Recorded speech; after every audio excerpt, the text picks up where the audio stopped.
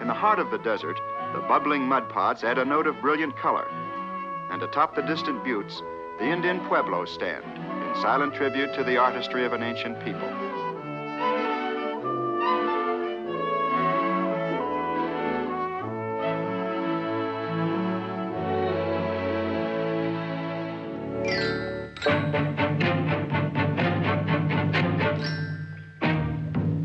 Okay, Tink, lead the way.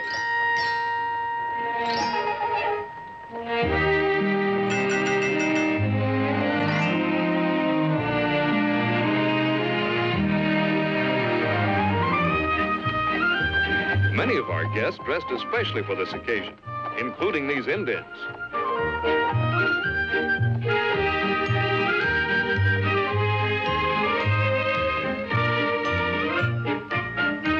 Careful, Davy. Those are real Indians. The arrival of the stagecoach always was a big occasion. And no wonder. Every frontier town has its bad man and its brave sheriff to enforce the law.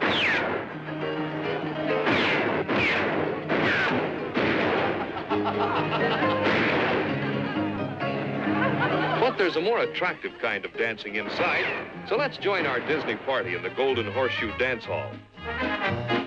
The Golden Horseshoe keeps faith with show business traditions of the Old West, and it was appropriately named in memory of Pecos Bill's legendary sweetheart, Slewfoot Sue. The songs, dances, and entertainment are typical of pioneer times. This famous Frontierland review is free to all and plays to full houses several times each day. The show's frontier comedian with his snappy patter and carpet bag of tricks is a great favorite.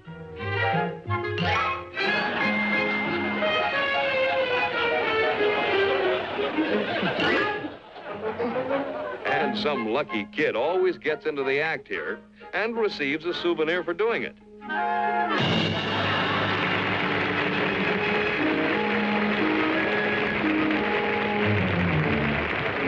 The Golden Horseshoe cast features several well-known headliners who keep up a fast, hilarious pace.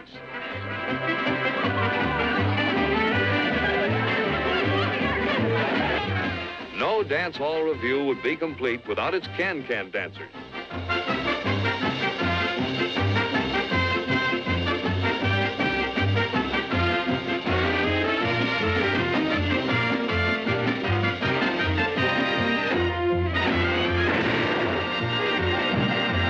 Meanwhile, the boys outside are still at it.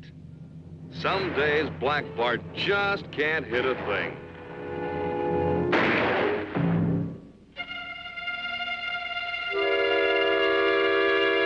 Oh, well, on the frontier, life must go on. And it does.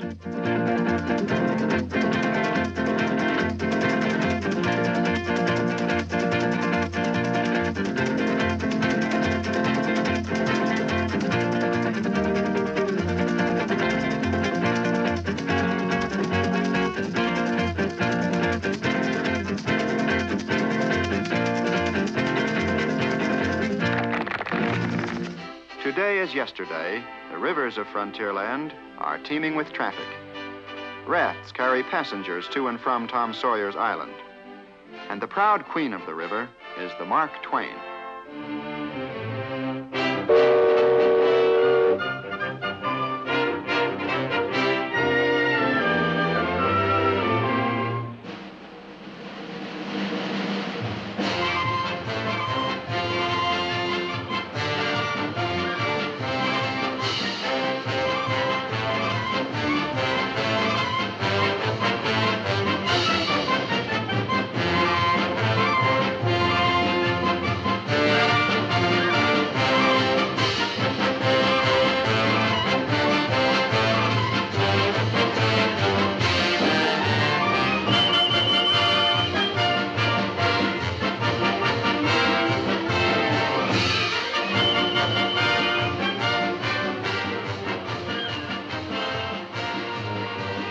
The Mark Twain is old in history, but as new as her paint.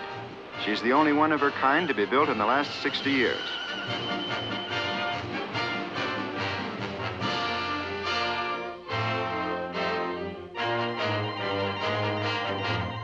In Frontierland, with a real Indian guide, you can paddle your own canoe. Or if you prefer, you can visit the frontier landings and see the sights aboard one of Mike Fink's keelboats.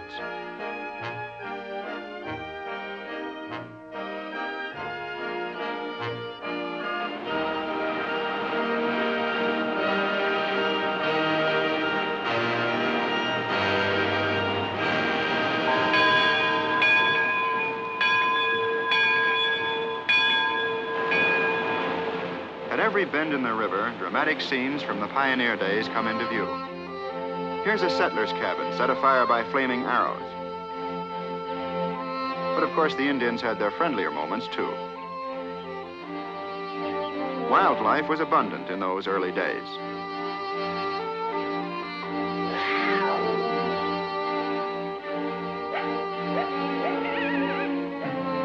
Here, the American Indian lived out his primitive way of life.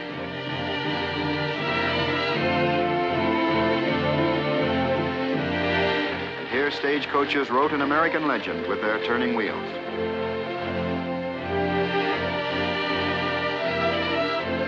But there were some who resented this westward migration. Others were curious and non-committal.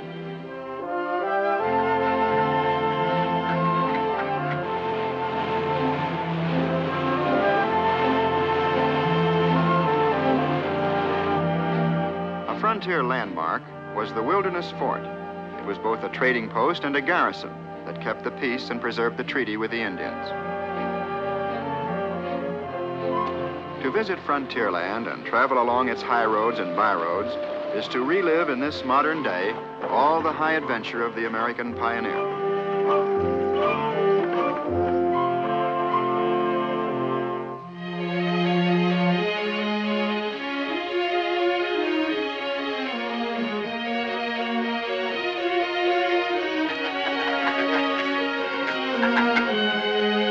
At Huck Finn's favorite fishing hole, the fish are real, and they really bite.